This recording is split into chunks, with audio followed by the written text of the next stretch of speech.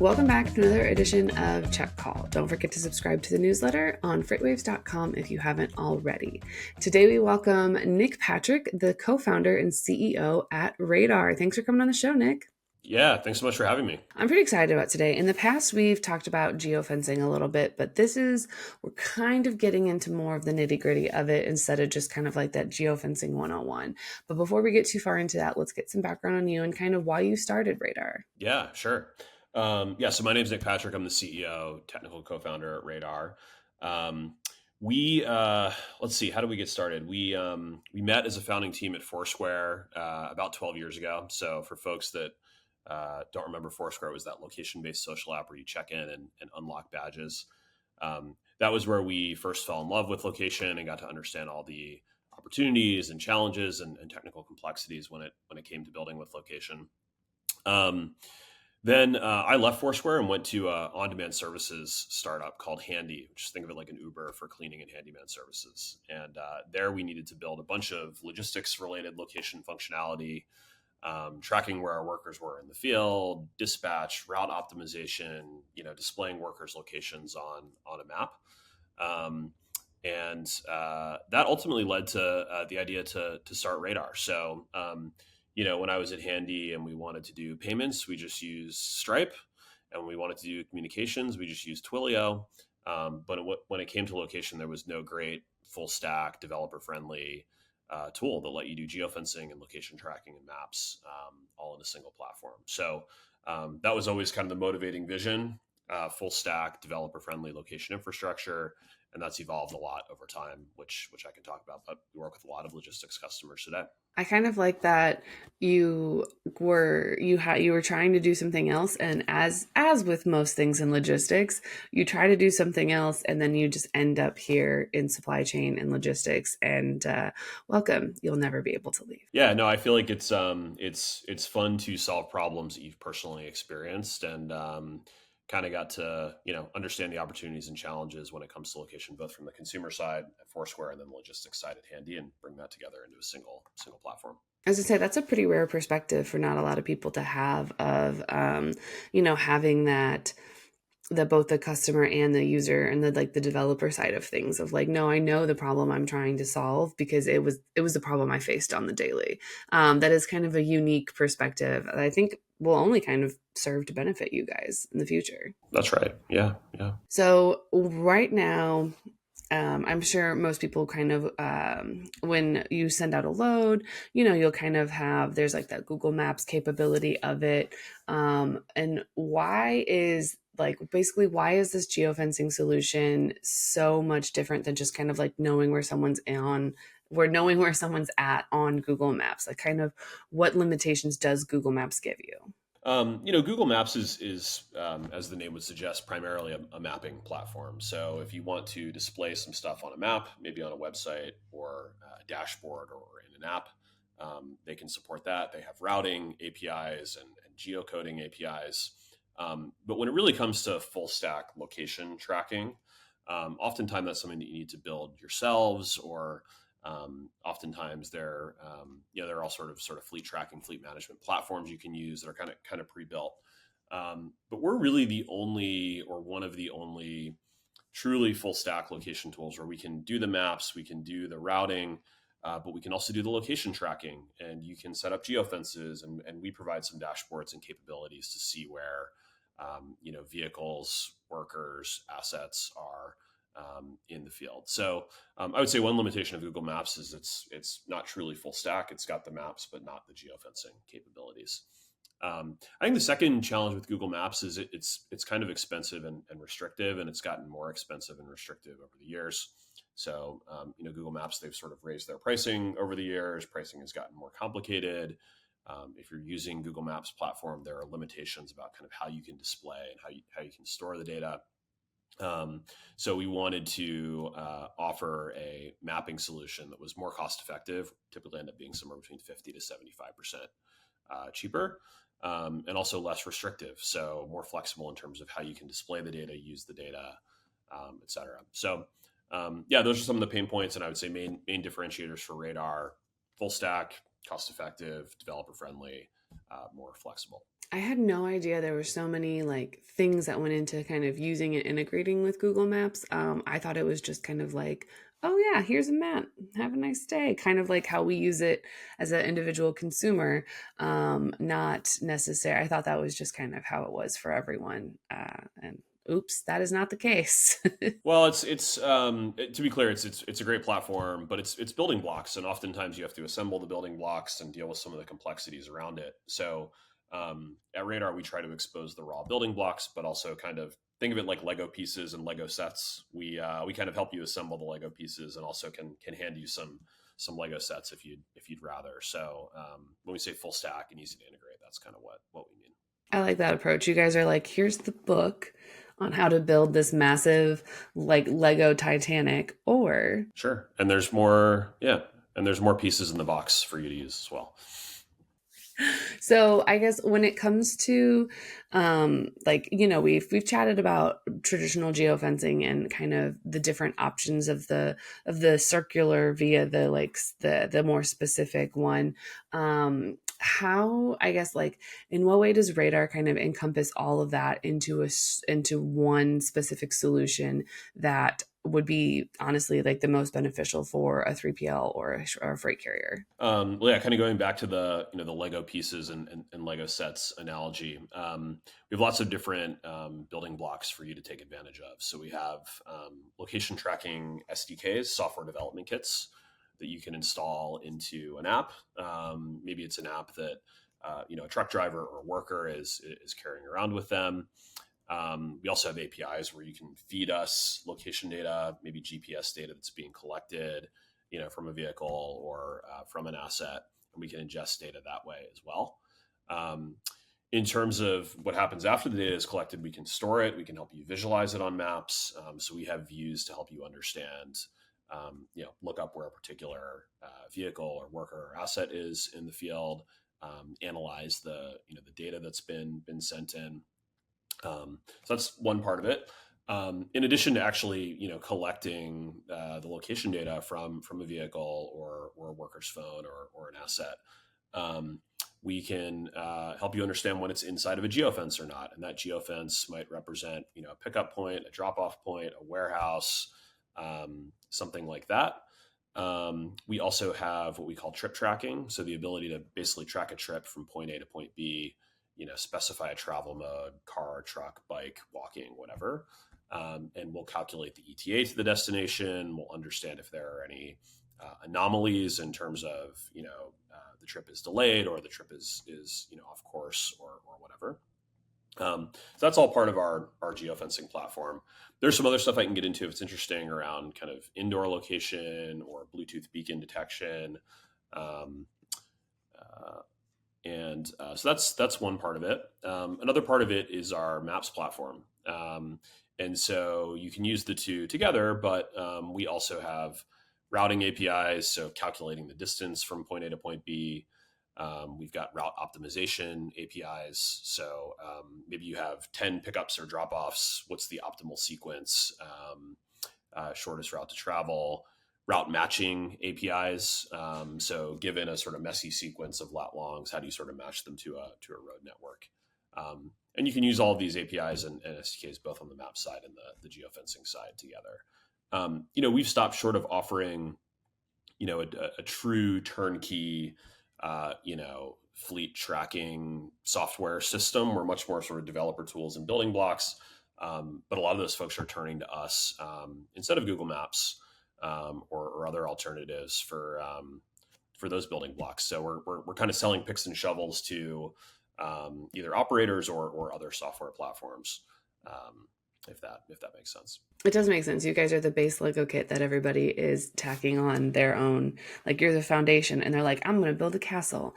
I'm going to build a spaceship. I'm going to build whatever. That's exactly right, and lots of different possibilities. We have lots of customers outside of the logistics space as well. So, we power geolocation for Panera Bread and Dick's Sporting Goods, T-Mobile, Zillow.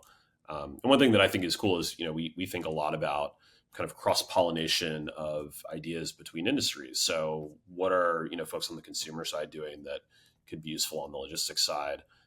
there are logistics aspects to every major retailer or restaurant or whatever. So we think that broad perspective and broad set of platform capabilities is really valuable. See, there you guys go again. You have the consumer and the customer side paired with the logistics side. It really just is a common thread. One of the unique things that you guys have is that routing tool. I mean, that's something that's been a huge focus in the logistics space is kind of reducing empty miles and, not having carriers deadhead that much. And have you guys seen that become a pretty popular like feature that a lot of your customers have requested or really kind of utilized is that optimization side because I know everybody's just trying to keep trucks running as much as they can. Yeah, definitely. I mean, I think when it comes to logistics, most of our customers come to us with some goal of increasing efficiency or visibility. Efficiency might also take the form of, hey, I'm spending way too much on Maps APIs. I want to cut costs, but maybe you have some goals in terms of, avoiding deadheading or finding more optimal routes, or maybe you have unexpected things happening, like workers not showing up to appointments on time or running late for deliveries. So how do you quantify that? How do you minimize that? When I was at Handy, we also had some interesting challenges around even things like folks spoofing their location to try to make it look like they were at a work site when they actually weren't. And so that's something that we can detect and help you minimize as well. So lots of different possibilities here. We find that some folks even just kind of don't understand where their workers or assets are in the field, right? So there's just kind of a visibility problem, and maybe you're starting there. So kind of depending on your level of maturity, lots of different possibilities and capabilities. I used to think that every carrier knew where everything was at any given time. I used to think that they knew, like, okay, this trailer is here, this trailer is here, this carrier is here. It wasn't until I had spent like a probably 6 months in like logistics for the very first time that I was like, nobody knows where anything is. How do you do business, sir, if you don't know where your things are? Yeah, yeah, and I think I do think that's changing. I think there's just an incredible array of tools out there. Everything's kind of becoming digitized, and I think we see this in other industries as well. We work with some restaurant brands like Panera Bread that are super sophisticated from a digital perspective. They're very very thoughtful about things, and we also work with smaller restaurant brands that they're still going through that digital transformation. So we try to support things for folks at varying levels of digital maturity. But I do think we're moving towards a world where location awareness and optimization is going to kind of creep into every aspect of things. That seems to be the way that things go in general. Absolutely. I mean, I feel like it's only a matter of time, especially because, I mean, shoot, if someone orders something on Amazon, they can track down to like how many stops away they are. I know that we ordered a appliance once like a year ago and it literally told us like, okay, they're dropping it off and you're 2 stops away. They're expected to be here around this time. And so as a consumer, obviously I loved that kind of like, oh, okay, so I could plan accordingly for to be there and have everything ready. But also like I feel like that something like that would be invaluable to a shipper, especially if it's like a high value load or something like that, because a lot of those visibility tools are great, but a lot of them, like depending on what solution you have to integrate with that system. And then suddenly, if you're a 3PL, you have carriers that want to integrate into one, shippers that are requiring another one, and then suddenly you have like 10 location services tools and you're like, this isn't even helpful anymore. This is just more of a hassle because I have to log into each one or try to like integrate into each one, and it's always a nightmare. But I think like a good comprehensive solution that is, that location is more than just, oh, this software is going to provide you an ETA when you go in to click on it. I think that those solutions are still valid, but I think that they're kind of like they were the originators, and now I feel like we've improved upon them. Not that there's not a place for them. I just think that people are wanting more information and better information now. I think that's right. Yeah, I think that's right. So, one of the things that Radar has developed that I'm not familiar with, so if you don't mind breaking it down, is that micro geofencing capability. What exactly, do you mind breaking that down and telling and kind of explaining to us what that is? Sure, sure. Yeah. I mean, I think to step back for a second, like location services can be challenging to work with. I think we've probably all experienced as consumers, using Google Maps or Apple Maps to navigate and, having it put us the street over, or we're in the wrong lane, or, GPS goes haywire when you're, driving through a city or something like that. Or maybe you open Google Maps or you're trying to coordinate pick up on Uber, and it your little blue dot shows you on the other side of the street, or something like that. And that's just kind of the nature of the beast with location services. So a big part of what we try to do is help our customers avoid having to worry about that. So how do we squeeze maximum accuracy and efficiency and reliability out of location services? I think historically on the consumer side, folks have thought of geofencing as sort of like a building level or block level thing. I think the stereotypical geofencing use case on the consumer side is, hey, I'm within a mile of a Starbucks, send me a push notification with a coupon, or something like that. But today, a lot of folks want to go much more granular. They want to understand, again, on the consumer side, the restaurant side, maybe I'm placing an order for curbside pickup or pickup in the drive-through or pickup in store. When am I pulling into the parking lot? When am I pulling up to the drive-through call box? Which parking space am I in, et cetera? And I think the same is true on the logistics side. Where is a vehicle on a construction site, or where is something within a warehouse, or which gate is somebody pulling up to pick something up, whatever. So we're thinking a lot about how we push the limits of location accuracy, and even go beyond what's possible out of the box with iOS and Android location services. I will say, the hardware has gotten better, the operating systems have gotten better, the blue dot gets a little more accurate every year. Um, there have been things like iBeacon, Bluetooth beacon detection that helps you kind of determine location, or do positioning indoors. We're working on some really cool capabilities that incorporate machine learning to, if you've kind of built a model of a venue or a building footprint beforehand, we can position you down to a meter or less of accuracy, even indoors. And whether you're using this or not, we've kind of squeezed max accuracy out of location services outdoors. So we're working with, some restaurant customers on, a proof of concept where as soon as you pull up to the drive-through menu board, it recognizes that you're there. Maybe it says, hey, welcome Mary, here's your personalized recommendations, whatever.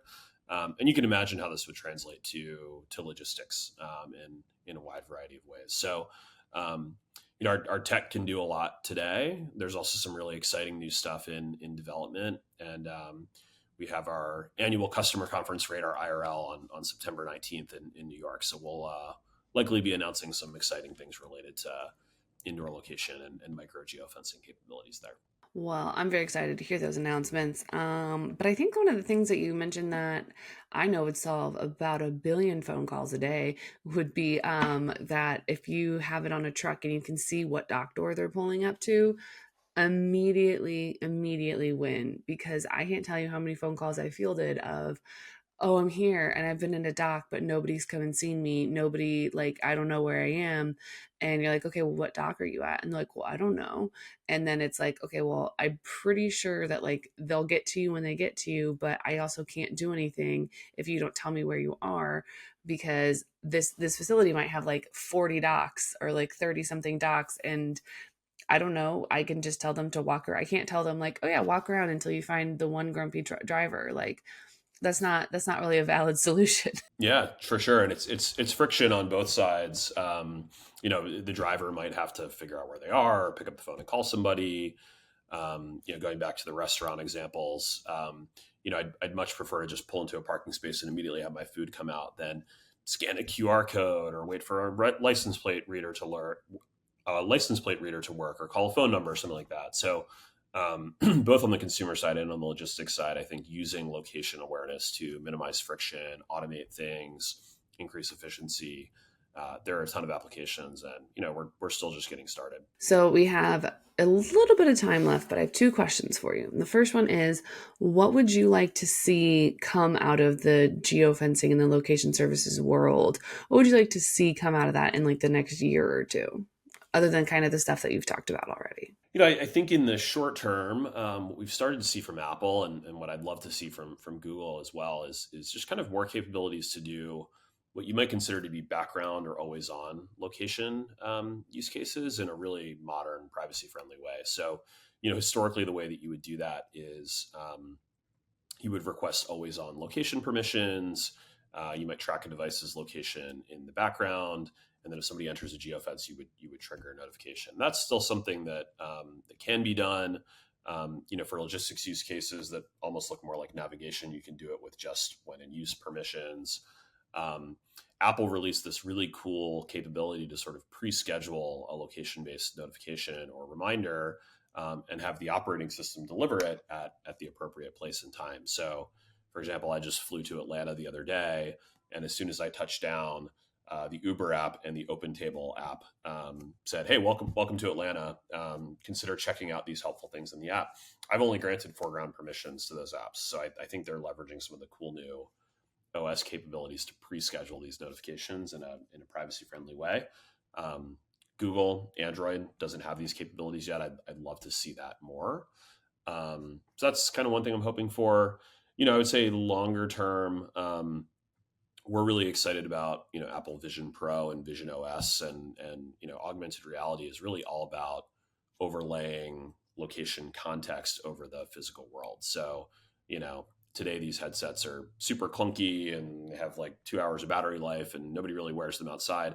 But you can imagine a couple of years from now a lightweight version that you're wearing, like glasses or maybe retinal implants or something, where it's like you walk into a mall and you see helpful content about that mall. And that's fundamentally, I think, a geofencing, location awareness use case. So we're really excited about that, spatial computing, augmented reality shift over the next couple of years. And I think there are endless location and geofencing applications there as well. I absolutely love that. That would be, although it would be very similar to a Black Mirror episode, I think it could, if implemented correctly, it could actually be really cool. I think we would want to avoid it feeling like a Black Mirror episode, and I think you do that with really valuable experiences for consumers that are designed in a really kind of thoughtful, privacy conscious way. So, yeah, we'll try to the extent that we have an influence on where some of that stuff goes, we'll try to steer it towards the non-Black Mirror-esque implementation of it. I appreciate it on behalf of Black Mirror fans everywhere. Yes, yes. So that brings us to our final question of the day, which everyone that comes on the show has to answer. It could potentially be the hardest question you've been given all day. Are you ready for it, Nick? I'm ready. Bring it on. Is a hot dog a sandwich? Yes. Yes. I think people have special feelings and attachments related to hot dogs. But I think if you think about, other things in similar form factors, maybe a Philly cheesesteak where like the bread isn't split all the way through, or a lobster roll, like I think those are kind of more clearly sandwiches. And I think a hot dog is the same. It's a similar form factor. So, people will make arguments like, oh, well, like the bread isn't split, and but I even eat hamburgers where the bread isn't split. So, yeah, I think people have weird, emotional attachments about this, but I would say a hot dog is definitely a sandwich. I mean, I see your point and I understand your reasoning. However, I am team hot dog is not a sandwich. Pretty much for the sole purpose of if I go to a deli, hot dogs aren't going to be at the menu on the menu. Potentially, it depends on the deli. I asked my wife. She said no, definitely not a sandwich. I actually just pulled the Radar team in Slack right before I jumped on here, because I knew this was coming, and 100% of people have said no. So maybe I'm a bit contrarian here, but I stand by my opinion. You've got some great people working for you. We really do. We really do. And sometimes we disagree, and that's a great thing. So if anyone has any questions on your hot dog as a sandwich opinion or location services, where can they find you outside the show? Yeah, check us out at radar.com. And if you have location use cases, or you're just curious, or if there are operational challenges that you think location might be able to help you solve, maybe you're spending too much on your Maps platform, we'd love to chat. So yeah, radar.com. And yeah, appreciate folks listening in. Find Check Call the Podcast anywhere you get your podcasts, like Apple Podcasts and Spotify. Don't forget to check out all the other incredible FreightWaves shows. And don't forget to subscribe to the newsletter on freightwaves.com/checkcall. See you on the internet.